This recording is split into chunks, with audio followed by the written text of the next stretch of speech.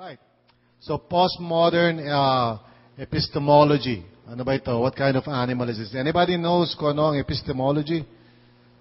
Yan ba, na-encounter nyo na ba yan? Yung word na yan? Ha? Epistemology. What is epistemology? Any brave attempt para manghula? Okay. Wala talaga kahit hula. Walang magtatry na hulaan. O, sige na nga. Sabihin nyo nga, siret. Talaga? As in, talaga hindi nyo pa na-encounter to sa school? Epistemology. Etymology. Etymology has to do with the origin and use of a certain word. Well, epistemology ay may kinalaman sa truth, in a sense na can we know the truth and how do we know the truth? Okay, na epistemology. Pag sinabi natin epistemology, we're referring to paano ba natin nalalaman ng mga bagay-bagay? Meron bang katotohanan? Pwede ba natin malaman yon? At kung sakaling pwede natin malaman, how do we know kung ano ba talaga ang katotohanan? So this is very important sa theology. Right now, itong intro to theology is prolegomena, di ba? Kaya pinag-usapan natin last time, di ba? Ito yung parang intro, ibig sabihin, we're talking about paano ginagawa ang theology, ano ba yung proseso niya, ano ba yung tamang paraan niyan. And last Tuesday, we talked about yung tamang way, which is yung exegesis, di ba?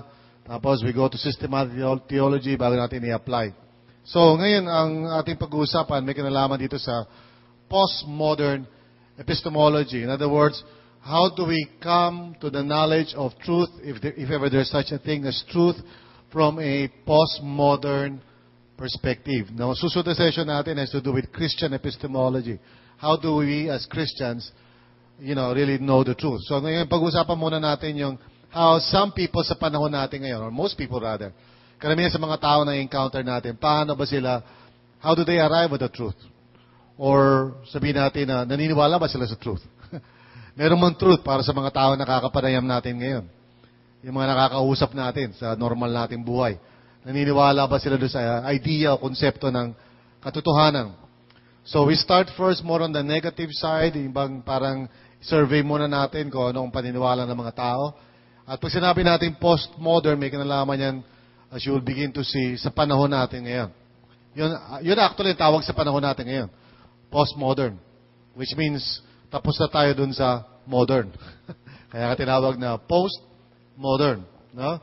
And we'll see more of that as we discuss. Okay, so understanding our changing culture. Now, we live in this time, siyempre, okay? At desire nating lahat na sana may share natin ang faith natin sa ibang tao, makakilala mga tao sa Panginoon. But we're dealing with a different time period ngayon as opposed to maybe panahon ng mga magulang natin o mga lolo natin. Okay? Our time today is different. Iba na yung paraan ng pagpuproseso ng mga tao sa kanilang isipan kung ano yung mga bagay-bagay na dapat paniwalaan o kailangan mapaniwalaan. Okay? So, hindi na natin pwede approach ang mga, lalo na yung gawain natin sa Panginoon, yung pagpapahayag ng Ebanghelyo, hindi na natin pwede approach na parang as if walang nagbago sa pag-iisip ng mga tao. Ang ibig sabihin natin pwedeng i-approach yung, halimbawa, yung task ng pag-share ng gospel. As if parang ganun lang kasimple yun. Alam mo, sabi sa Bible, ganito. Hindi na ganun kasimple yan. Okay? Maaring nung mga unang panahon, sabihin natin, kahit mga, siguro pre-war, bago nagkagera, mga irang ganun. Maybe you can even say that, pwede ka lumapit sa tao, sabi sa Bible, ganito eh. Pero as you begin to see, yung mundo natin ngayon, iba na. In fact, pag sinabi mong ganun yun, baka sabihin nila, napaka-old-fashioned mo naman. In fact, if you look around you, you read, di ba? Pag napag-uusapan, anything na parang medyo may kinalaman kay Lord, tapos parang mga tao nagko-quote ng Bible, agad magre-respond agad, siguro, media o sino, sasabihin agad nila, napaka-luma na mga ano yan. Napaka-outdated na mga pananaw yan. Na siguro, iba sa atin dito, baka di tayo aware na nagbabago na yung mundo natin. Baka kasi siguro, lalo na pag medyo sanay ka sa Christian lingo, yung usapang Kristiyano, parang ina-assume natin lagi yan. Diba? The Bible says. O kaya, si God kasi, ganyan-ganyan. But if you don't take note of what is going on around you, madaling maging irrelevant at ineffective. So, magtataka ka bakit napakahirap share yung mga tao, mga kaibigan mo. Bakit minsan may mga tao na pag sinishare mo, oo sila ng oo, pero ayaw naman nila mag-commit. Ayaw naman nila tanggapin si Kristo sa buhay nila. Okay? Kasi merong nangyari na sa mindset ng mga tao eh. Meron ng pagbabago sa pananaw ng mga tao. And you'll understand more of that in this class. Okay. Ano ba yung epistemology? Well, I already told you, epistemology has to do with katotohanan o truth in a sense na meron bang truth? Kanya-kanya ba tayong truth? Okay? Ang truth ba yung anong gusto mong truth? Depende. Okay? Para sa akin, totoo ito, wala kayong pakialam. Yun ba yung ibig sabihin ng truth? Okay?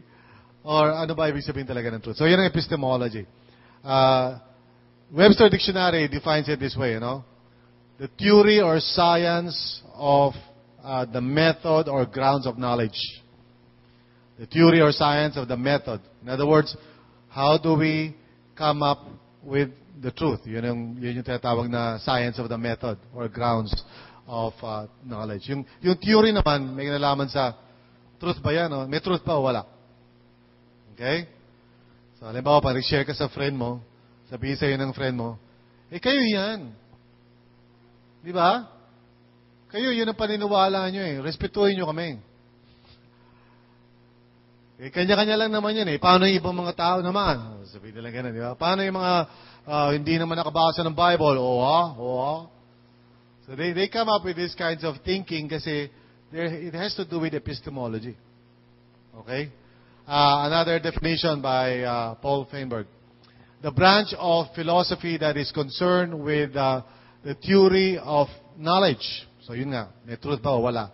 It is an inquiry into the nature and source of knowledge, the bounds of knowledge and the justification of claims to knowledge.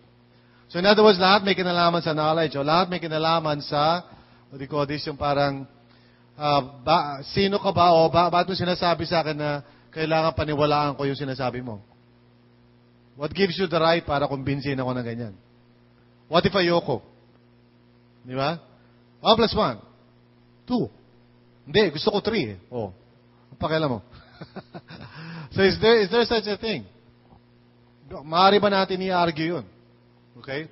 So sa panahon natin ngayon, may mga pagbabago na. So let me talk to you about, some terms na maybe ngayon nyo lang narinig o ngayon nyo lang mababasa sa notes nyo. Okay, some key terms. First of all, ay yung relativism. Relativism. Ano yun? The belief that all truth is relative, being determined by some group. Ang relativism, ibig sabihin yung pananaw tungkol sa katotohanan na kung saan sinasabi ng mga tao na naniniwala sa ganito, na ang katotohanan ay depende kung sinong grupo ang pinag-uusapan natin. So, since mga Kristiyano kayo, totoo sa inyo yan. Sa amin, doon sa kabila, dahil kami mga Buddhist kami, hindi totoo yan. So, kanya-kanya tayong mga paniniwala dyan. So, ang tawag dyan, relativism. Okay? So, halimbawa, sa Middle East, pag nahuli ang isang bata na nagnanakaw, puputulan siya ng kamay. So, tayo rito, parang, medyo, tayo ron, react tayo ron, di ba? Parang, wow, sama naman yan, di ba? Sabihin nila, sa inyo masama, sa amin hindi. Sa amin, okay lang yun. Putulan ng kamay. No? So, yung relativism, parang filosofiya yan, o paniniwala, na ang truth, depende sinong grupo yung nagsasabi. Okay? Relativism. Pangalawa, ay tinatawag na subjectivism. Parang pareha siya, pero magkaiba yan. Subjectivism is the belief that truth is subjective, being defined by the perspective of the individual. Ibig sabihin, na nagdi-decide, ikaw. Naintindihan niyo? Pag sinabi natin subjectivism, yan yung filosofiya o pananaw sa buhay kung saan naniniwala ka na ikaw o kanya-kanyang tayo ng paniniwala. Yun ibig sabihin ng subjectivism. Ano kakaibahan niya sa relativism? Yung relativism, grupo. Subjectivism, yung paniniwala, kanya-kanya tayo. So, halimbawa, kung ang lipunan na kinagagalawan ko, naniniwala na for example, masama yung homosexuality, mas tingin ko hindi. Bakit? Ako yun eh. Yun ang subjectivism. Okay? So, relativism, buong grupo kayo, buong society, buong whatever, di ba? O yan. So, ano ba, pwede sabihin ng mga taga-UP. Pag galing ka ng UP, di ba? Ano, sasabihin mo, ano ba yun? Matatalino, magaganda, mga pogi. Okay? Sasabihin ng mga taga-Ateneo, yan ang tingin nyo. Kami yun. Okay? So, yun ang relativism. Okay? Subjectivism is individual naman. Okay, another term. Skepticism. Okay? Minsan tawag dito, agnosticism. A-G-N-O-S-T-I-C-I-S-M. Agnosticism. Skepticism is the belief that truth cannot be known. Narinig niyo ba yung spelling? Okay? Agnosticism. Okay? So, agnosticism. Alright. Yun yung pananaw na skepticism din. Pareho lang yan. So, basically, ito yung paniniwala o filosofiya. Ito mga pinag-uusapan natin, mga pananaw to, mga filosofiya ng mga tao. Ha? Na, kung gusto nyo medyo maging parang strong arrival kayo, malakas ang dating. Di ba? Pag may friend ka na ganito sa'yo mo, alam mo, skepticism yan. Di ba? Wow! Di ba? Saka agnosticism yan. Wow! Di ba? Okay. Kayabangan yan, tawag siya. So, the belief that truth cannot be known with certainty. So, yung skepticism, yun yung paniniwala na, okay, siguro mayroong katotohanan, pero wala naman talaga makakasigurado kung ano yun. Okay?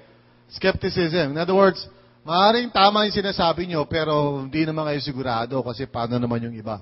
Yan. So, skepticism. Another term na gusto ko maunawaan nyo is perspectivism. Wow. Perspectivism. The belief that truth is found in the combined perspectives of many people.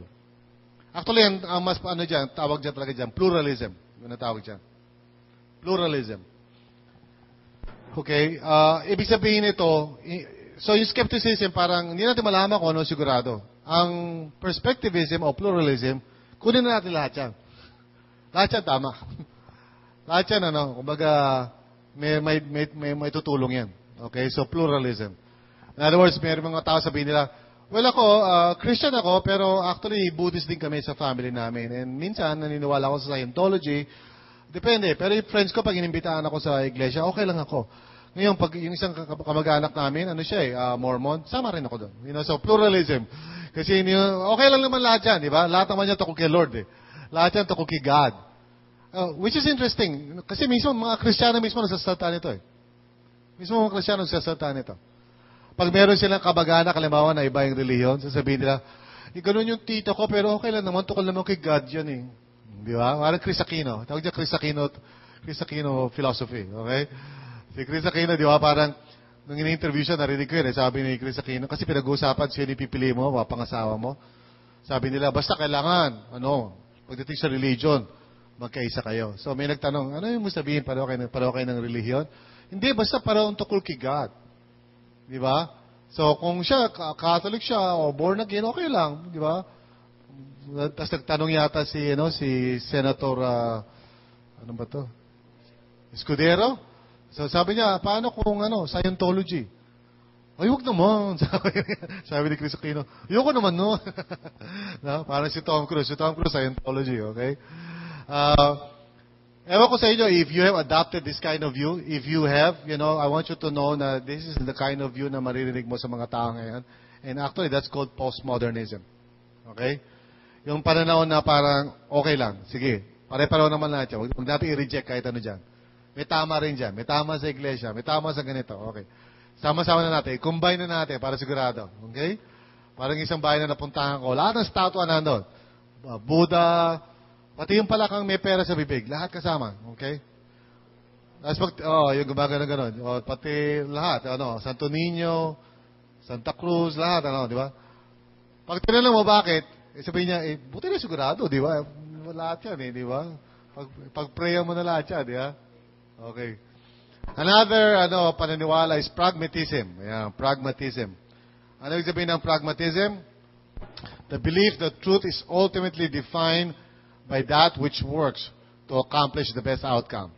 Sa madaling salita, the end justifies the means. So, parang ganito yung sinasabi minsan ng mga tao. Bakit ganyan ang paniniwala mo? Okay lang, happy ako eh. Masaya ako dito eh. Ba't ka born again? Gusto ko eh, masaya eh. Talaga? Yun ang dahilan mo? Oo. Ang tawag dyan, pragmatism.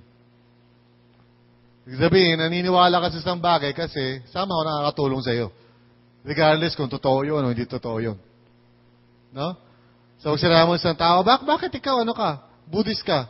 Okay, nag-work sa business namin yun. Pragmatism. Even people who say na, ako di ako niniwala kay God eh. Bakit ganon? Mas okay, mas at peace ako eh.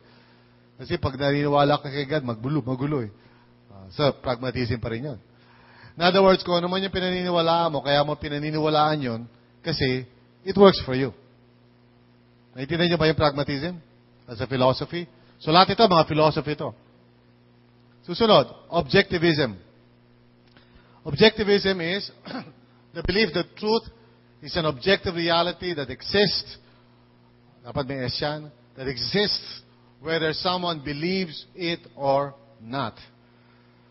So, ibig sabihin ng objectivism, or sometimes called absolutism, ang ibig sabihin ng philosophy na yan is, meron truth, regardless kung naniniwala ka, agree ka, ayaw mo, nire-reject mo, truth pa rin yun. Okay? So, pag sinabi natin, 1 plus 1 equals 2. Ayokong 2. Bahala ka sa buhay mo. 2 pa rin yun. So, yun tinatawag na objectivism or absolutism. Merong mga bagay na totoo. At may mga bagay na mali. So, pag sinabi mong mali bang pumatay ng tao? Okay? Of course, medyo generic ng konti yung tanong ko na yun, no? Kasi depende kung nasa gera ka, di ba? So, assume lang natin yung pumatay ng murderous way, okay? Mali ba yun? Hindi mo pwede sabihin, well, depende sa kultura. Depende sa kultura. Mali ba yun o mali? Tama yun, okay? So, this is objectivism. And as we shall see in the next session, okay, session 5, Christians believe in objectivism. Yes po.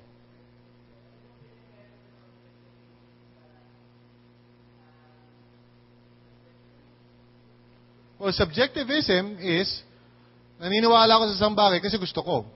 Regardless kung actually totoo ba yun. Subjectivism, ibig sabihin, wala kinalaman yung truth ng aking pinaniniwala kung ito ba ay true o hindi. Basta naniniwala ako doon. Yun ang subjectivism. Objectivism, whether naniniwala ako o hindi, nag-i-exist yung truth na yun outside of myself. Naintindihan mo? I can reject it or I can believe in it, pero it doesn't affect the truth itself. The truth is truth pa rin. So, for example, sa objectivist point of view, God exists. Now, kung objectivist ako, sasabihin ko, maniwala ka man o hindi, God still exists.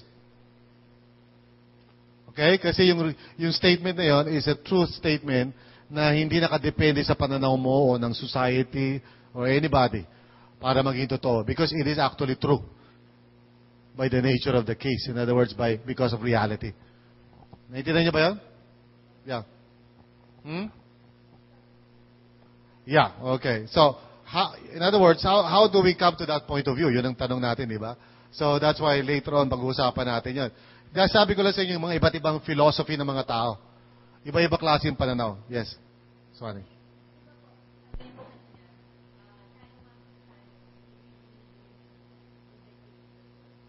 At least yung totoong Kristiyano, ha? Aha, okay. Primary. Not the only, but primary. Yeah.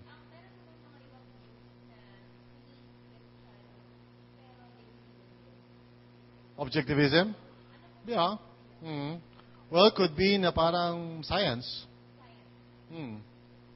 Naniniwala sila na truth yun because science says so. Objective yun.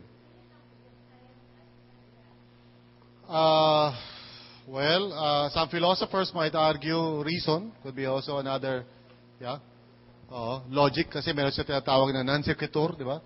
Premise 1, premise 2, conclusion, di ba? Basic logic, yeah. Ay, mag-microphone kayo kasi nire-record tayo, no? Hindi maririnig yung magagandang boses niyo eh. Oh. Ayun po, hello. Yung sa sinasabi po ni Swanee, saka po ni Tita, yung parang based on the subjectivism po, it's based on the established truth nila. Regardless kung paano na-prove yung truth na yun. Yun po, Relativism. relativism. Hindi subjectivism. Ah, Pag grupo, relativism. Pag tao, subjectivism. In other words, bawa ikaw lang naniniwala ka doon kasi gusto mo, subjectivism. Pero kung sila namang grupo tayo, bawa scientific community, relativism. ang relativism po saka objectivism, somehow ba ano sila? Magkaiba yan. Kasi yung objectivism, yan yung philosophy na naniniwala na yung truth exists outside of individuals or groups. In other words, yun yung philosophy na naniniwala na truth yun, kasi truth yun. Regardless kung agree ka doon o hindi ka agree. Samantalang yung subjectivism na naniniwala, truth yun kasi gusto namin. Gusto ko kasi. Para sa akin, truth yun eh. I really don't care kung hindi truth yun sa'yo. Naintindihan mo? Ang objectivism po based on logic ba ang nila ang nagiging proof nila ng truth? Na posible na objectivism ay pinangahawakan ng isang scientific group or group of philosophers. Pero hindi yun relativism per se. Kasi yung ina-argue nila na yung sinasabi nila is objectively true kahit hindi pa sila nagsabi nun. So tawag doon objectivism. Now as to whether tama ba sila o hindi, that's another story. Epistemology yan eh. Okay. Field yan eh. No? Pero sabi ko lang sa iyo yung approach, yung pananaw.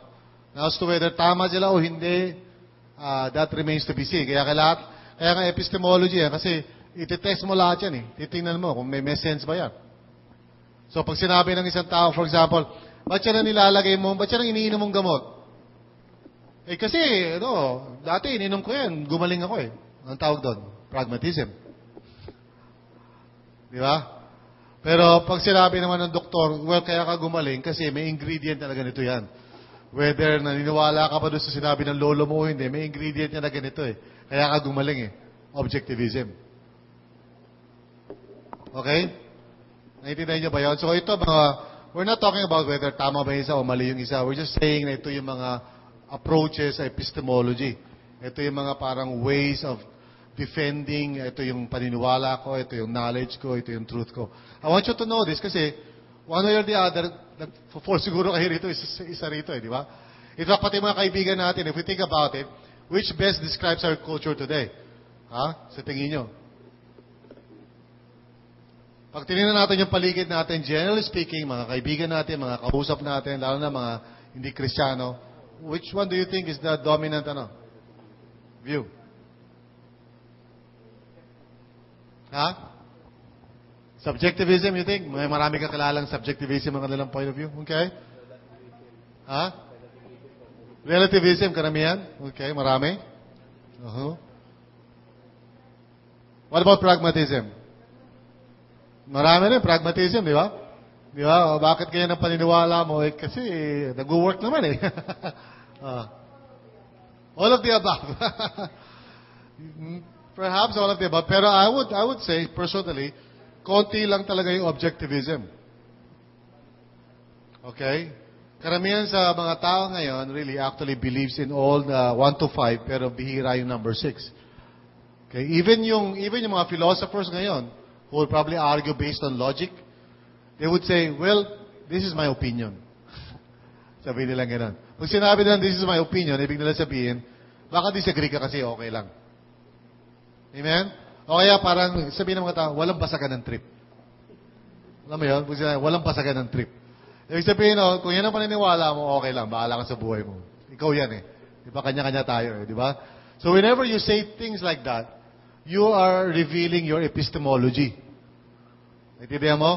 Pag nagsasalita ka ng ganyan, okay, pag sinabi mo sa kaibigan mo, sige, okay lang, ako born again, ikaw Catholic, well, sa kay God naman yan eh. Without really knowing it, you are making a statement about epistemology. Di ba?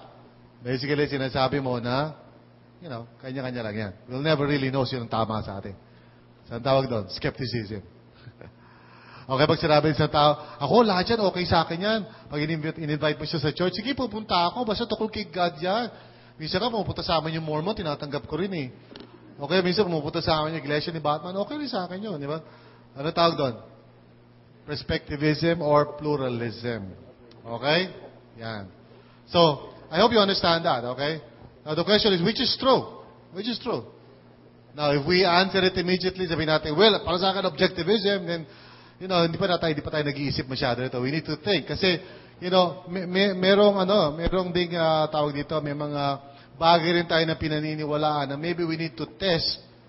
Baka naman, it's more parang relativism. Okay? Parang sinasabi natin, kami ganito kami. Baka kayo lang yan. Hindi naman talaga nakabase yan sa katotohanan. In fact, a lot of Christians suffer from this. Lalo na pag medyo bias ka ng konti. Di ba? Kunyari, naniniwala ka ng praise and worship o ang practice sa church sa praise and worship, masaya. Yun ang tatalunan. So you go to another church na tahimik sila mag-worship. Di ba? Sabi mo ngayon, alam mo, dead kayo mag-worship. Bakit? Kasi sa amin, hindi ganyan eh. Sa amin, mas masaya eh. Para sa amin, mas maganda yung worship na ganito. Ayan. Anong basihan mo doon? Mas masaya eh. Sa inyo, boring eh. What are you doing? You're revealing your epistemology. Okay? You are making a statement na di mo masyado pinag-iisipan. I'm not saying na masama yung mag-worship ng masaya versus, yung worship na tahimik, solemn, mali. I'm not saying that. All I'm saying is, minsan di mo alam, you're making an epistemological statement. Okay? Now, punta na tayo sa modernism, postmodernism, because this is where we are right now. Ito yung nangyayari sa panahon natin ngayon eh. Postmodernism. Okay, let's read this. Okay? Who's the microphone ba? Okay? Sige nga, si Gillian, pakibasa mo yung statement niya. Christian Theology Today. Christians Today. Christians today cannot work with the same assumptions that we did just 20 years ago. At that time, people would join you in your search for absolute truth. It is different now. Today, before we begin to lead people to the truth of Jesus Christ, we may have to lead them to the truth of truth. Common ground must be created before the gospel can be proclaimed. All right. Common ground. Now, why are we saying this? Ito quotation kasi ito. Pero why are we saying this? Years ago, nagturo ako sa dito, apologetics years ago. In fact, hindi ko na maalala kung kailan. Some people were attending. I'm sure my wife attended that. No? Na ang first, pag nag-apologetics ka, ang first na mo is not to argue about Jesus Christ. But really to talk about the idea na is there such a thing as truth? Naalala niyo ba yun? Matinggap na? Okay. Is there such a thing as truth? Kasi yun ang unang line of argument sa apologetics eh. Kasi reason is sa panahon natin ngayon. Sa panahon kasi natin ngayon, they doubt whether meron bang truth. So pag nagpunta ka ngayon, sinabi mo sa isang tao, alam mo, sabi sa Bible, John 3:16, you're assuming too much. Ina-assume mo na first of all naniniwala sila sa Bible. At ina-assume mo na naniniwala sila na there's such a thing as truth. Tahimik lang sila, hindi sila nagsasalita, pero actually, from the very beginning, kaya ako di ako masyado agree doon sa tumatayo sa bus. It does more harming, yung sa bus sa kalye. It harms the Christian faith, the Christian cause. Kasi alam mo yun, may tinatawag kasi na yung pag ini-injectionan ka para wag ka magkasakit? Para wag ka magkasakit? Vaccination, di ba? Ano tawag doon sa ganun? Inoculation. Immunization. Alright. What is the idea of immunization? Basically, immunization is, meron nilalagay sa'yo na parang bacteria or something na patay na, so that magre-react yung body mo. Okay? Para sa ganun, next time na magkaroon ka ng ganung klase sa katawan mo, meron agad antibodies. Am I correct? Ganun ba yun? Alright. You know what is happening sa mamagitan ng mga bus and, people are becoming immunized. That's sa Christian message natin. Because as people talk without engaging in any kind of meaningful conversation, yung mga tao begin to come up with arguments. Dahil hindi ka naman nakikinig sa kanila, ikaw yung nagsasalita sa bus, di ba? So habang nakikinig sila, they begin to formulate strong arguments against what you're saying. So lalo't ngayon nagiging parang strong yung kanilang pananaw na yung sinasabi mo, hindi nila paniniwalaan. So that when a person na legitimately naman talaga ready makipag-usap, hindi na maka-first base. Kasi na-immunize na eh. Okay? Naiintindihan mo yun? O kaya yung parang umating ka sa church, tapos marami ka nakikitang hipokrito. And then you begin, lalo na pag matagal ka sa church, katulad nila, sino to? Si Katy Perry, okay? Matagal ka sa church, marami ka nakita, at marami ka nakitang plastic. Tapos marami ka narinig ng language. So sanay ka, born again, accept Jesus, ganyan-ganyan. After a while, mapupuno ka na ng skepticism kasi dahil mo nakikitang mali. Di ba? So, aalis ka sa church. Pag alis mo ngayon sa church, dala-dala mo ngayon yung awareness mo o yung knowledge mo about the Christian language. So, ngayon, pahirapan ngayon. If somebody were to share the Christian faith to Katy Perry, mahirapan na. Alam niya na yung language eh. So, pag sinabi mo kay Katy Perry, alam mo, you should receive Christ. Ah, talaga? Sabi ni Katy Perry, ginawa ko na yan eh. So, ano sasabihin mo susunod? Di ba? Okay, so, sa madaling salita, this is where we live in right now. Hindi ka pwede basta-basta magsabak kay pag-usap sa tao at sabihin mo, sabi sa John 3:16, ganito. Because you're assuming na naniniwala siya sa John 3:16. Okay. Okay, let's read this from Alistair McGrath. Sige, Jepoy. Microphone? Apologetically, the question which arises in the postmodern context is the following. How can Christianity's claims to truth be taken seriously when there are so many rival alternatives and when truth itself has become a devalued notion? No one can lay claim to possession of truth. It is all a question of perspective. The conclusion of this line of thought is as simple as it is devastating. The truth is that there is no truth. Wow. The truth is, there is no truth. Okay? So, madaling salita, ito yung pananaw ng mga tao ngayon. In fact, even before ito sabihin ito kay Alistair, medyo modern na nga ito. I mean, medyo late na nga ito, Alistair McGrath ito. Before, nauso yung truth is what is true to you. Okay? So, yan ang ating dinidil ngayon. Pag hindi mo alam ito, di mo inunawa ito, share ka ng gospel at hindi ka effective. Tataka ka ngayon, lahat ang kinakausap mo sa mga katrabaho mo, share ka wala nangyayari. And you scratch your head, bakit ang titigas ng puso ng mga tao? Hindi sila matitigas. Iba na yung kanilang pananaw. And so you've got to understand itong mga bagay na ito. Okay? Here's a conversation, galing ito kay Protagoras. Alam ko Protagoras, saka Socrates. Okay? Sabi niya ni Protagoras, truth is relative. It is only a matter of opinion. So sabi ni Socrates, you mean the truth is mere subjective opinion? Sagot ni Protagoras, exactly. What is true for you is true for you. And what is true for me is true for me. Okay? Truth is subjective. Narinig niyo ba yan, mga kaibigan niyo? Socrates, gato sagot niya, do you really mean that? That my opinion is true by virtue of its being my opinion? Okay, ang ibig mo sabihin, totoo itong, dahil kasi opinion ko to? Sabi ni Protagoras, indeed, I do. So sabi ni Socrates, my opinion is, truth is absolute, not opinion, and that you, Mr. Protagoras, are absolutely in error. Since this is my opinion, you must grant that it is true, according to your philosophy. Okay. You are quite correct, Socrates. In fact, maraming tinatawag na, actually maraming statements sa mga tao na self-defeating or self-contradictory sa philosophy. Okay? For example, okay? Kung sharp ka talaga, magiging mahusay ka sa apologetics kung sharp ka talaga. Before I go there, okay? Pag sinabi ng isang tao na,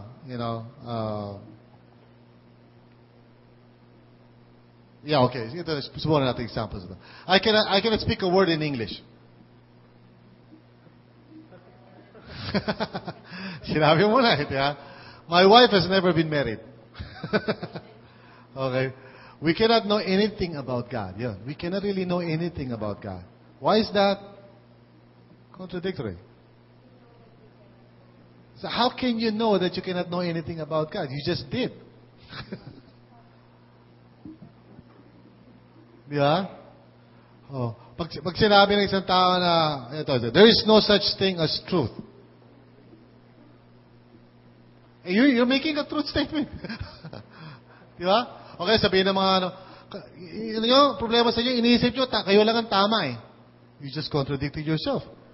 Kasi habang sinasabi mo yon, you're saying na ikaw lang ang tama.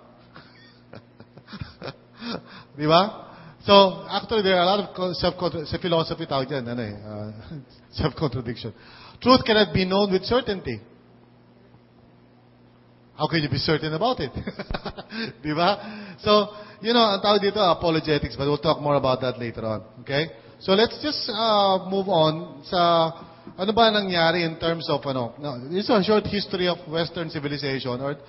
Well, let me just restate that, kasi gawa to ng mga Amerikano, so definitely, para sa kanila, Western civilization, ang pinaka-importante civilization. But, nevertheless, pwede natin sabihin na ito yung history ng pagbabago ng isip ng mga tao. Now, maybe ang nangyari was that nauna ang Western. Kasi sumusunod lang naman tayo sa Asia.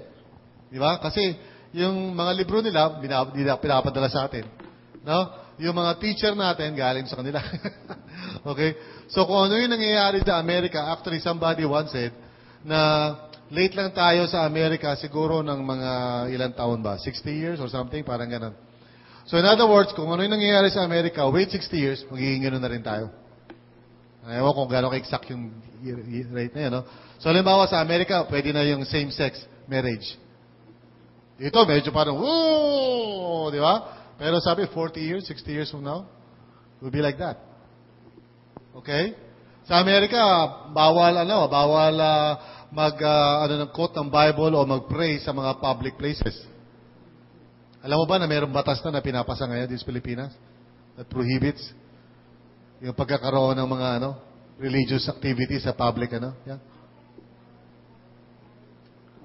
Okay, medyo advanced na pala yun. Okay, alam ko, medyo 40 years pa eh. Okay. So, mga ganon, di ba? Now, sa madaling salita, nangyayari ito. Pero anyway, let's talk about what has happened kasi you need to understand 3 periods, okay? Pre-modern, tapos modern, tapos post-modern, okay? And there's a gap of about 60 years doon sa modern saka post-modern. How do we understand this? Itong era na to, okay? Let's try to just imagine something dito, okay? Because I want us to understand kung ano yung parang development. So, from 400, now it could be earlier, actually, hindi naman kinakailangan 400. Pero, naitatag basically ang, naging strong ang Christian church sometime around 300 or 400 AD. Okay? Kasi prior to that, mga 200 AD, pinapersecute pa yung Kristiyano. Alam mo yun? Pinapakain pa si Leon, gano'n. So, pagdating ng mga 300 AD, mga 316 or something, nung si Constantinople ay supposed to be quote-unquote naging Christian. Okay? Kasi nakakita siya ng simbolo sa langit eh. Cross. Tapos nangusap sa kanya si Lord, by this you shall conquer. Okay, so, yun yung history nun eh. Okay? So, nag-convert si Constantinople. Constantinople. Tama ba yun? Tama ba ako? Constantine, not Constantinople. Constantine, sorry. Naligot na ako sa history ko. So, Constantine, the emperor na supposedly naging Christian, di-reverse niya yung policy sa empire na pag Kristiyano ka ay papatayin ka. No? Ni-reverse niya yun. Ang nangyari ngayon, nilegalize yung Christianity. So that was 300 something AD. So 300 years after Christ. Okay? So first 200 hanggang siguro late do you know how to count yung 3rd century, 4th century? Alam niyo ba ibig sabihin? Pag sinabing 3rd century, that's from 200 to 299. Yun yung 3rd century. Ganun ang count nun. Okay? So from 300 hanggang 399, 4th century tawag doon. Okay? Anyway. So, nung 200th century, nung 2nd century hanggang, 3rd century, bawal pa maging Kristiyano. Pero pagpasok ng mga around yung 4th century, 400, pwede na. In fact, lahat ng tao kailangan maging Kristiyano. Kundi, hindi ka na makakagawa ng negosyo. Kailangan maging Kristiyano ka. Kasi yung buong empire, naging Christian eh. Okay? Doon na medyo nag-umpisa na yung mga papa, yan yung mga era. Although papa siguro mga 6th century yun. Pero doon na naging strong ang Christian faith eh. Dati pinipersecute, pag nagmi-meeting sila, sa catacombs lang sila, sa libingan lang sila. Pero pagkatapos ng 4th century na yun, medyo angat na sila. Kasi, mga pastor, medyo nagisikat na ng mga time na yun. So, yun yung era, from that period, 400 hanggang 1600, and you will understand later on, ibig sabihin ng 1600, kasi may kinalaman yan sa printing press. Saka yung Renaissance period, okay, and Scholastic period, anyway. So, yung modern era talaga is from 1600 to 1900. Okay? Hindi naman talaga 1960. Mga 19th century. Okay? Around that time. No? Pagpasok ng 20th century, so 1900 hanggang 1999. Okay? At sometime around 1960, sabi nilang mga scholars, doon nag-umpisa yung postmodern thinking. Actually, yun yung time na, Apollo, landed on the moon, tapos, kumbaga mga gano'n, yung television, okay, mga panahon ng communication, okay, 1960s yun. So hanggang ngayon, postmodern era ang tinatawag dito, okay? Now, how do we understand this? Let's pretend, this is a stage of truth, and let's look for a volunteer dito. Okay? Kailangan natin ng 4 na volunteer. Yeah. Alright, I need 4 volunteers, okay? Okay, 4 na volunteer, 4 na tao. Let's lumapit na kayo rito, medyo gabi na at kailangan na tayo umuwi, okay? 4 na volunteers. Yeah, thank you, okay. Good. Dito kayo, 4. Usog natin ito, okay. Kunyari ito yung stage of truth. In other words, itong stage na ito yung usapan tungkol sa katotohanan. Alright, good. Okay, yan. So, lahat kayo sa back kayo. Back kayo, yan. Good. Alright. Dito ka. Sige, tabi kayo. Ba, 3 babae, 1 lalaki. Okay. Can I borrow your Bible, please?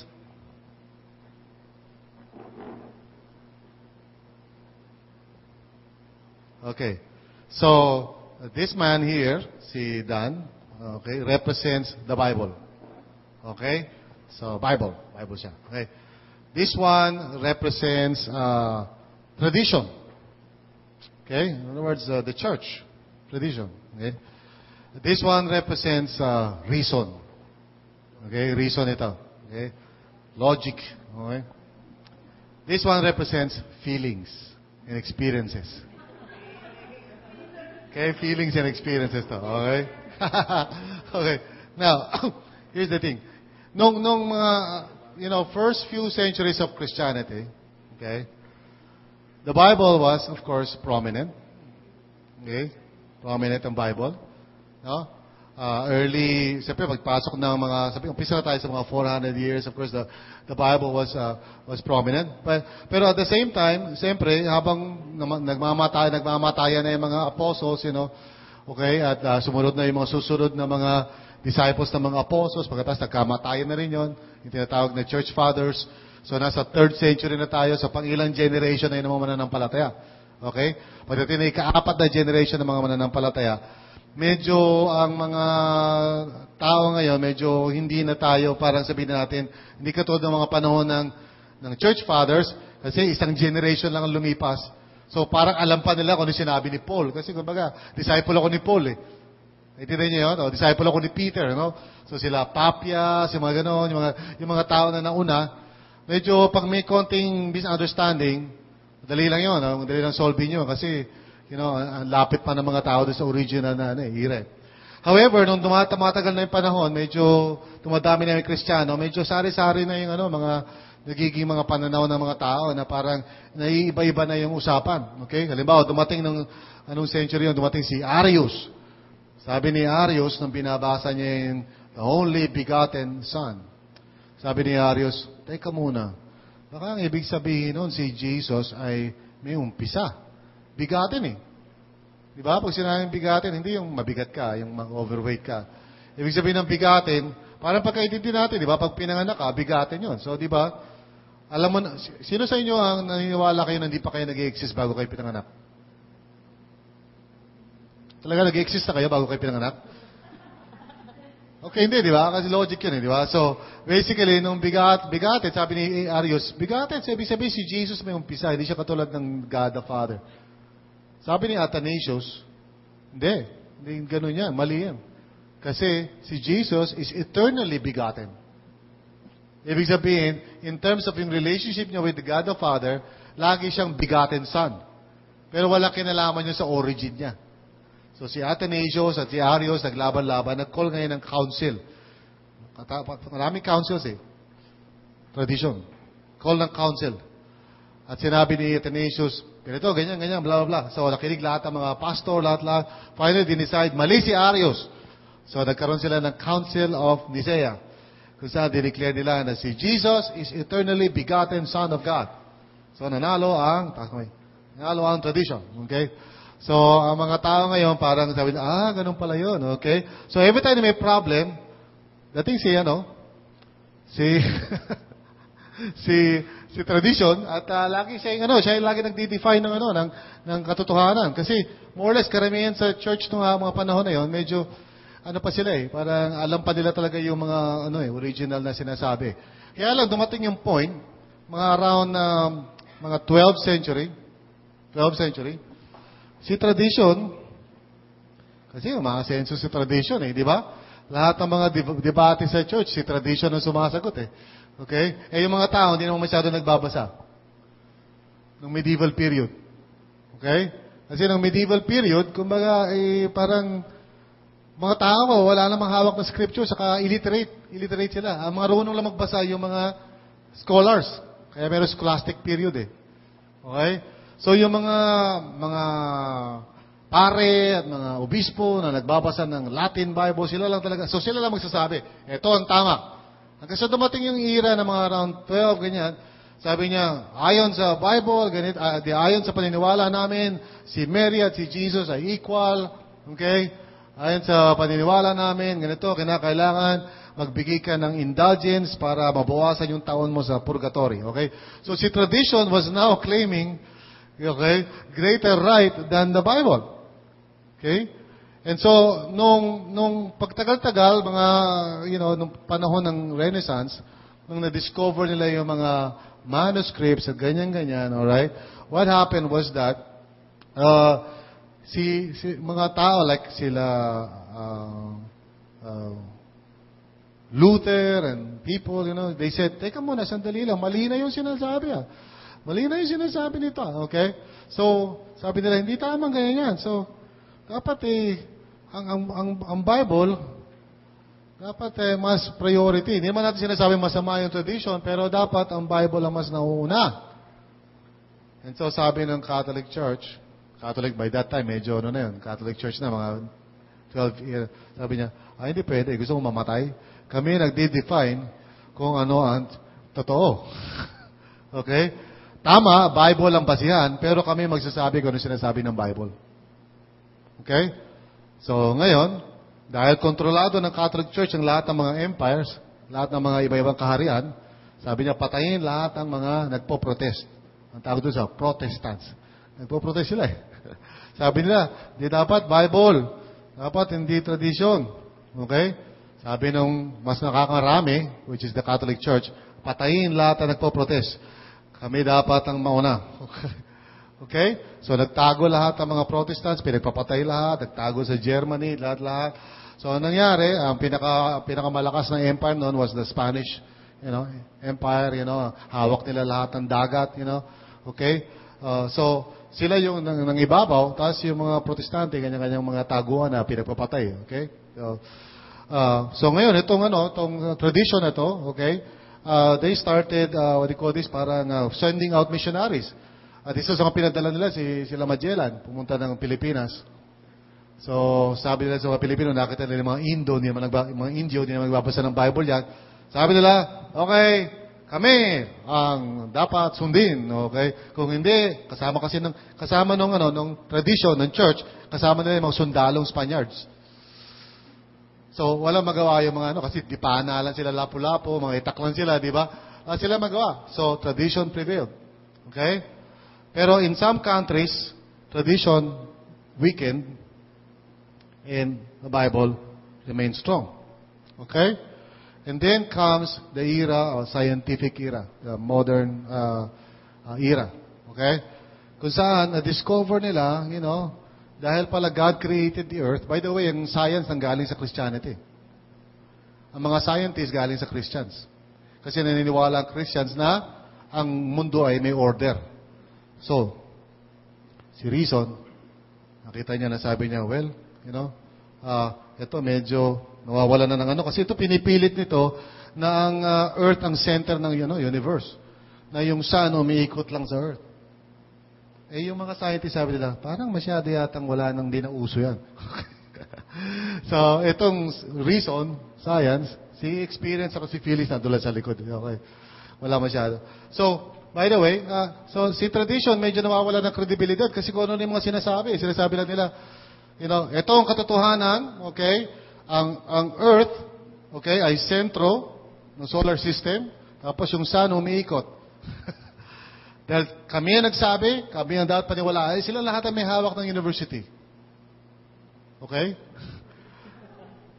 So, si Reason, okay, patuloy na nakaka-discover ng Namin ko, habang umaasen si Reason, marami na di-discover si Reason.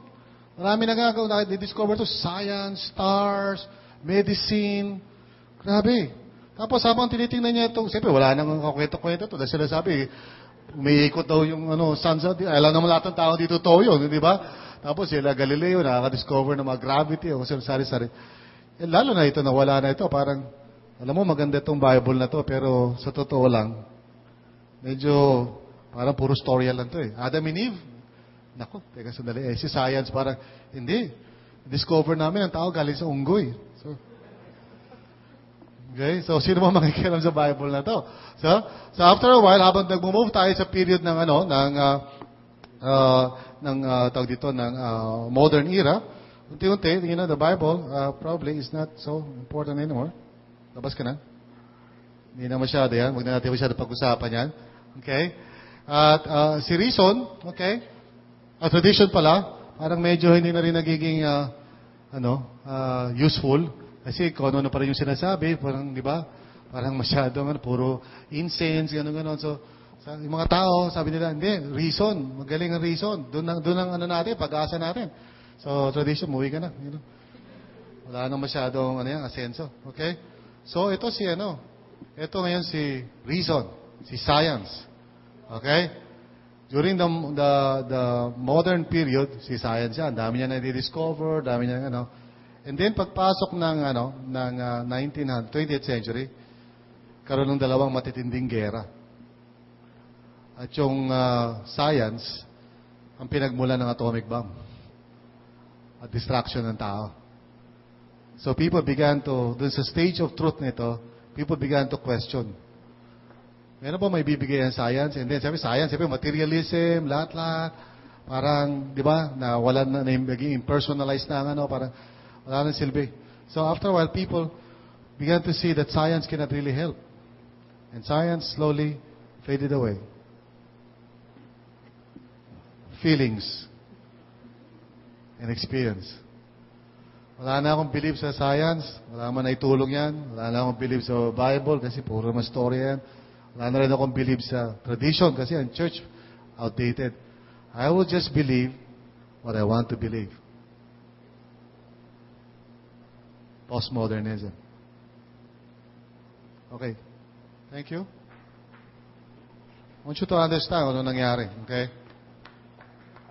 So, there was a transition period. And people began more and more, nagfo-focus sila sa individual. Kasi hindi mo naman pagkatiwalaan ng science and reason kasi wala eh. Ang ending, sinisira ang mundo, di ba? Parang minawasak ang mundo, mga tao. Science is no longer reliable. Cannot give the kind of promises dati na pinapromise ng science. Okay? Church, wala na. Puro institutionalism. Wala na yan, outdated. Biro mo, sabihin nila na merong sin. Hindi, wala namang sin. Everybody's good. Yeah? Tapos yung tradition, lalo-lalo na, mga pare, mga pastor, puro pera lang yan. Reject. So what was left sa stage of truth? simply just the personal opinion ng tao. Subjectivism, relativism, lahat ng mga philosophies. Okay? So sometime in the 1960s, of course, develop na ang technology and everything. So, palit na ng palit yung mundo.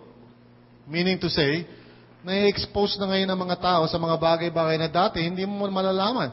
I mean, ngayon, sa bukas mo lang ng TV, alam mo kung ano nangyari sa boss niya. Turn on mo lang yung internet mo, alam mo na kung ano sinasabi ng mga Muslims. You know, it's a small world. Di ba? Dati siguro pwede ka mabuhay hanggang mamatay ka na, alam mo lang, yung kultura mo lang. Yung lipunan mo lang. Pero ngayon, hindi na. So, ano nangyari dyan? Naging broad ang pananaw ng mga tao. So, nung naging broad ang pananaw ng mga tao, suddenly, yung mga sinasabi natin na Jesus Christ is the way, the truth, and the life, parang, napaka-naive naman yan. Paano yung mga tao na hindi pa nakakapakinig, Panood mo ba sa CNN yun? Mabait pa nga yung mga tao na yun kasi sa inyo eh. And on it goes. The argument. So, because of the influx of technology and communication and everything, now people are no longer parang tolerant of absolute truth. Ngayon, ang pananaw ngayon is, basically, exactly the opposite. Ang pinakasusi ngayon talaga is tolerance. Pag wala kang tolerance sa kapwa mo na, ibig sabihin, ano ka? Fundamentalist. Yung tawag sa'yo. Okay?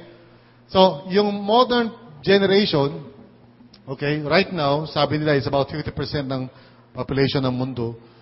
Ito yung mga before the war or during the war, mga pre-boomers saka boomers. Boomers actually, mga category sa Amerika yan. Hindi natin alam. Yes? Okay, palitan nyo na lang. It's, I think it's 43%, not 53%. Sorry, mali yan. Obviously, kung 53 saka 57 is 110. Okay, so mali yung PowerPoint. Thanks for pointing out, mathematician. Okay. Pre-boomers and boomers, okay, ito yung mga category sa Amerika. Ito, ang tinutukoy nito yung mga nabuhay na mga panahon ng bago maggera at gera. Which of course, karamihan, unti-unti nang nawawala. Sa panahon natin ngayon, di ba? Mga veterans na yan, namamaalam na yan. Okay? So, yung postmodern era ay yung tinatawag na busters and bridgers. Na, again, Amerikano yan, pero basically, ano yung Gen X? Yan yung mga, edad, yan. So, pinanganak yan, kasi ako, boomer ako. So, yung mga pinanganak ng mga 70s, 80s would be, busters, Gen X, okay?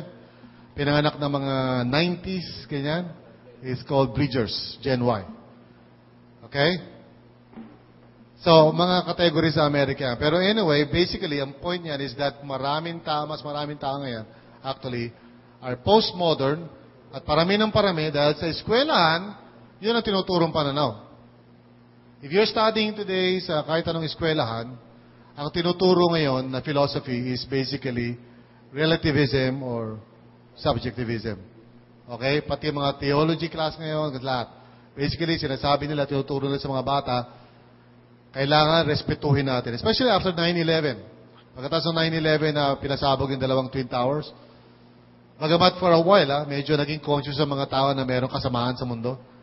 Pero after a while, bumalik na ulit sila sa dating pananaw na, kailangan magrespetuhan na tayo, di ba? Kaya, yung kanta na, bumalik ka yung kanta ni John Lennon. Imagine there's no heaven. It's easy if you try. Ano yun? Yung, as early as that, nandun yung pananaw ng ng parang skepticism, relativism. Sabihin ng religion, kadalasan pinagmumula ng away. So, takalin na natin religion. Kung ano yung paniniwala mo na, okay na yun. Huwag na tayo mag-evangelize. Ang tawag nga nila sa evangelism ngayon, proselyte. Proselyte ka. Okay? Proselyte. Proselyte means you are converting somebody to your religious belief. So sa Singapore ngayon, which is a postmodern society, okay lang na magkaroon ka ng religion, huwag ka lang mag-evangelize. Huwag ka lang magkukumbinsi ng ibang tao to believe. Yan. Okay. Now, here's the comparison dito. Modernism is intellectual, talagang more, nung panahon ng modernism, so panahon niya ng era ng 20th century. Yun ang modernism 20th century. Okay? So, hanggang mga 90s yan. Ganun. Basically, use of the mind, intellect, tapos reason, okay? Reason ang dominant yan. Optimism, kaya natin gamutin kahit anong sakit, kaya natin solve ang problema ng mundong ito through science. Okay? We can bring about, a new earth sa magitan ng science. Kasi for a while talaga, sari-sari mga na-invento nung araw di ba? Okay? Tapos, there's hope for the future. Naalala ko yung mga ng araw, yung mga drawing na mga di ba? Futuristic di ba? Ganun daw mangyayari. Okay? Objectivism, yung pananaw na sinasabi natin kanina, parang naniniwala ang modern mind na may mga bagay na talagang totoo yan, ganito yan, regardless kung anong pananaw ng mga tao. Exclusivism, meaning to say na parang, mayroong mga taong nakakaalam versus hindi nakakaalam. Kaya may tinatawag na third world, first world. Okay? First world, sila yung nakakaalam. Third world, susunod lang. Di ba? Tapos, science method, scientific method, anything na scientific, parang tama na agad. Pag sinabi ng isa na, this is scientifically proven. Ibig sabihin, tama ito. Okay? And then, man is evolving. Basically, ang tao patuloy na tumatalino. Ano ang postmodern ngayon? Ano yung panahon natin ngayon? Okay? Anti-intellectual. Panahon natin ngayon. Umabalik tayo sa period na parang, ayoko nang pinag-iisipan pa yung basta ito, feelings ko to Masaya ako ngayon, Ba't ka ba naging Christian? Masaya ako dito Anti-intellectual, ayaw na mag-isip. Ayaw mag-enroll sa intro to theology. Kasi, kontento na ako, happy na ako kay Jesus, okay? Feeling, okay? Basta ako, masaya ako. Gusto ko sa RLCC. Bakit? Ang saya-saya. Di ba? Paano kung malungkot? Mukhang wala rin yun. Lagi masaya, okay? Pessimism. So, nandun na yung parang feeling mo. Marami nagpapakamatay na postmodern. In fact, sa Singapore, namin nagsusuicide. Because parang hopeless Hopeless. So, meron despair. Okay? Lalo na pag nawala ka ng pera, kasi nandun nakatouch yung worth mo sa pera. Ang dami mga Christian families ngayon nasisira dahil sa pera. Yung nawawala ng pera, kukulang ng pera, ina-abandon yung faith. Kasi to begin with, yung faith nila hindi nakabase sa katotohanan, nakabase lang sa kadalasan experience, okay, relationship. Christian lang sila kasi masaya. Christian lang sila kasi nandun yung friends nila. Wala ng pera. Pag wala ka ng pera, anong gagawin mo? Right? So, subjectivism, pumapasok na. Ito na yung paniniwala ko. Relativism, kanya-kanya lang tayo dyan. Pluralism, sige, okay na lahat yan. Sama-sama tayo, lahat yan. Tapos, distrust in science. Okay? Kaya ngayon, umaasenso ulit ang herbal life. Di ba? Pag sinabi ng doktor, pero mga tao ngayon, gusto na nila ngayon yung mga unscientific mga ways, Mabalik na sila noon. So, gano'n, di ba? Okay? Tapos, man is devolving. Ibig sabihin, feeling ng mga postmodern ng tao, palala na palala. This is the kind of world na ating kinalalagyan. Okay? Ito yung world na kinalalagyan natin. I don't know if you were watching Star Trek nung araw. Baka hindi kayo makarelate dito. Kasi dun sa Star Trek, may dalawang karakter dyan Okay? Si Mr. Spock, saka si Mr. Data. Or si Data tawag. Okay? Actually, oldies na yun. So, 80s na yun. Diba? Yung Star Trek. Sino nakabutan yung Star Trek? Ha? Nakabutan nyo ba? Okay, mukhang wala. Okay, di bale. Anyway. Si Spock, Mr. Spock. Ito yung may mahabang tenga ganun. Spock is always logical and objective, never acts upon feeling. Actually, ang role niya doon sa Star Trek, may mga modern Star Trek, di ba? May modern Star Trek, no? Ang role ni Mr. Spock sa kanyang lahi nila, parang yung lahi nila, yung kultura nila, walang feelings, lahat lang logical, di ba? Okay? Tapos, feelings, walang logic yan. So, physical laws simply comes cannot be ignored pala, sorry. Existence cannot be without them. Ito naman basahin ko. Ano ba yan? Pain. Ano yung sunod? Think of the mind can be controlled, okay? Mind control, okay? So, mga logical people, or para si Mr. Spock yan. Yan ang idol ng modern period eh. Talino, logic, science, okay? Now, sa postmodern, ang ideal man, okay, ay medyo hindi na ganun na pananaw. Si Data na is the perfect modern man kasi si Data wants to be human, ayaw niya maging scientific, ayaw niya na puro logic, okay? Ano bang palabas yung dati yung robot siya na gusto niya maging tao. Yung nag-evolve siya after si Robin Williams, ha? Anong palabas yun? Ha? Bicentennial Man? Okay. That's a postmodern, di ba?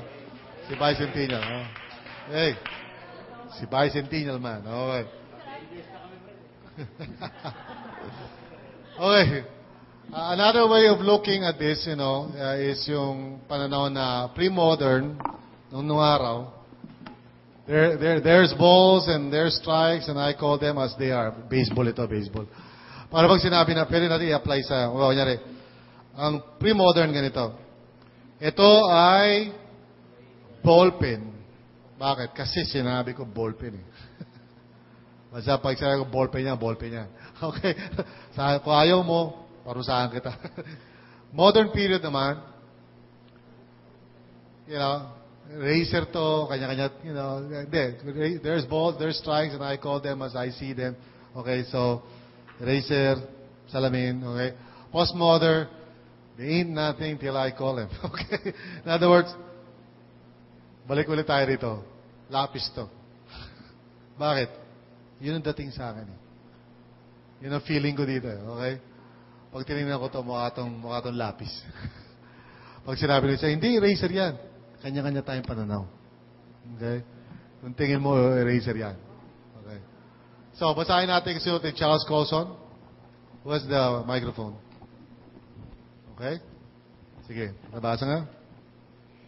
In postmodernism, there is no objective, universal truth.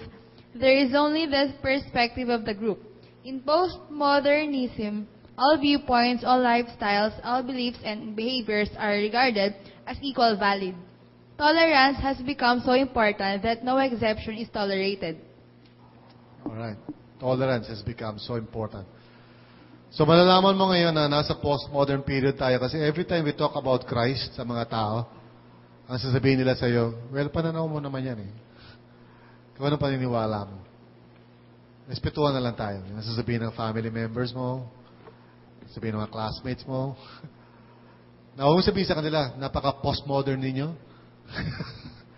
But please understand. In other words, ngayon, pag mag-evangelize ka, you cannot assume na lahat ng tao naniniwala na mayroong truth. In fact, that's most likely where you have to start. Hindi ka dapat mag-umpisa sa Bible. You have to start with the conversation na may kinalaman sa meron bang truth or wala.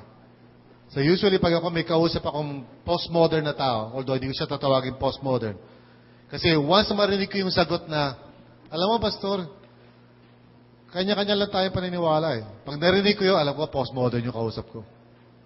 Okay? So, ano gagawin ko? Immediately, set aside ko yung Bible ko. I will not use my Bible. Why? Kasi it's pointless. Pag nilabas ko yung Bible ko sa ganung usapan, iikot lang kami. Naintindihan mo yun? So, walang Bible. Instead, mag-uusap lang kami and say, let's talk about this. Meron bang truth o wala? Okay? And so, doon ko malalaman kung anong klaseng postmodern siya. Skeptic ba siya? Relativist? Okay? And then I need to settle that kasi kailangan madala ko siya doon sa objectivism. Kailangan mapunta kami sa objectivism eh. Kailangan ma-convince ko siya na mas tenable yung objective o absolutism kind of philosophy. Okay? So remember, pag nag-share ka ng faith, lalo sa panahon natin ngayon, huwag mo isipin na puro Bible lang yan. Most likely, hindi kayo Bible mag-umpisa. Amen? Umpisa kayo sa epistemology. Yeah. Well, meron ba katotohanan o wala? Hindi, ibig ko sabihin, pag nag-uusap kami tungkol sa Panginoon, hindi ko kasi alam kung saan ka nakatayo.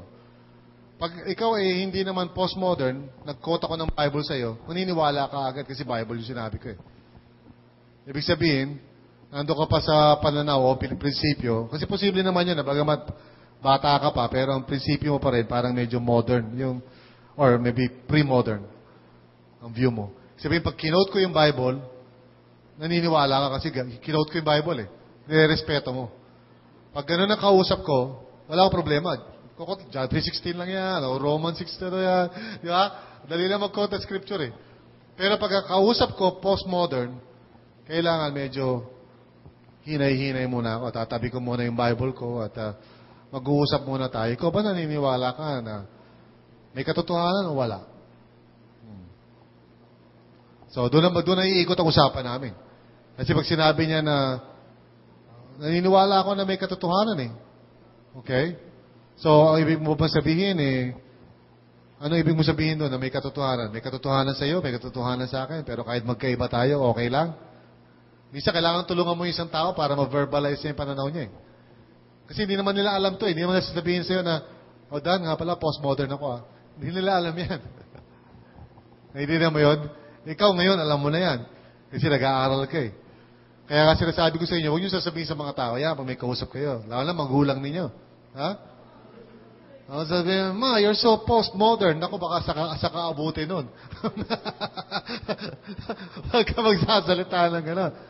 Instead, ang goal mo, pag may kausap kang postmodern, is kailangan, somehow, ma-persuade mo siya na yung paniniwala na meron talagang katotohanan ay mas maganda kaysa sa paniniwalang walang katotohanan. Yun ang goal mo talaga. Hindi mo goal na i-convert siya sa Christian faith. Ang goal mo lang is makumbinsi siya na yung paniniwalang may katotohanan is far more tenable and useful kaysa dun sa walang katotohanan. And life itself will testify to that. Di ba? I mean, pag sinabi ko sa halimbawa, nandito ba ako o wala? Di ba? Ano pa talaga yung totoo? Nandito ako, wala ako dito. Yeah? We can talk about later on apologetics, pero ibig sabihin, for example, may kausap ako one time, sabi, hindi, kanya-kanya tayong paniniwala. Ito sabi ko sa kanya, well, if that is the case, let me ask you a question. Masama ba yung ginawa ni Hitler o hindi? Masama. Gulat ako Pag sinabi mo masama, ibig sabihin, may tama at mali. Okay? Pag sinabi mong kanya-kanya tayong paniniwala, then wala ka ng karapatan husgahan si Hitler. Gets mo yun?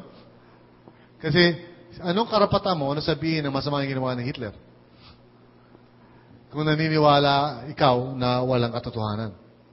Okay, naniniwala ka na kanya-kanya lang tayong paniniwala. Yun yung weakness ng view na yun Pag ako postmodern ako, tapos in-apply ko sa lahat ng bagay, unang-una, di ba? Wala ka nang pwedeng basihan ng tama at mali doon. Kasi pag sinabi mo ng isang tao ay mali, nagja-judge ka na So, hindi na po pwede. Kasi ang pinaka-value ng postmodern, don't judge Di ba? Don't judge. Alam mo, homosexuals, ano sabihin nila? Don't judge. Kasi kanya-kanya naman tayo ng sexual orientation Di ba? So sabihin mo, okay, sige, pwede ko bang patayin yung mga homosexuals? Bakit? Yun ang paniniwala ko Gusto ko patayin lahat yung homosexuals Di ba? So sabihin, hindi masama yun so meron masama. May tama, may masama. So who judges it? Sino nag-judge na masama ako sa pagpatay ko ng mga homosexuals? And why do you decide na okay yung homosexuals? Who decides? Gets yun? Yung point yun? That's called philosophy. Apologetics yan Wala naman tayo sa topic na yun, pero sinasabi ko lang, no offense sa wala akong sinasabing But I'm just saying, ganun yung way to do apologetics So ngayon, nandito tayo sa Intro to Theology, Prolegomena. Pinag-uusapan natin ng epistemology. Sabihin mo nga sa katabi mo, epistemology. Ayan, meron ka nang alam sa philosophy, Epistemology, okay? So, we're just starting dito. Huwag kayo mag-alala. Some of you are... Dan, okay ka lang? Dan? Ayos lang? Naintindihan mo yung sinasabi ko? Ha? Okay. So again, warning ko lang sa inyo. Pagkatapos itong klase na to, pag-uwi nyo sa bahay, alam mo kayo, problema sa inyo, yung epistemology nyo are in error. Puro kayo postmodern, skeptics, and relativists. Okay? So, baka hindi ka na makalabas ulit at hindi ka na mapunta sa church. Okay? Ano mo pinagtuturo sa inyo sa RCC? Okay. So, at least keep it to yourself. Now you understand. Ito yung mundong kinagagalawan natin. Amen? Alright? Does that help you? Nakatulong ba sa inyo to? So, I'll close now in prayer for this, kasi after this is we're going to have discussion groups. So, I'll close in prayer, and then we'll take a break. Meron yata siguro tayo mga pwedeng, ewan ko, meron tayong nakabukas pa, hindi yata. Sinarado yung Swanis cakes. Okay.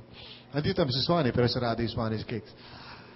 So anyway, so let's close in prayer and let's just thank the Lord sa pinag-usapan natin today. Father, maraming salamat po Panginoon. And yes Lord, we realize na itong mundong kinagagalawan namin has changed and hindi na ganun kasimple, Lord God.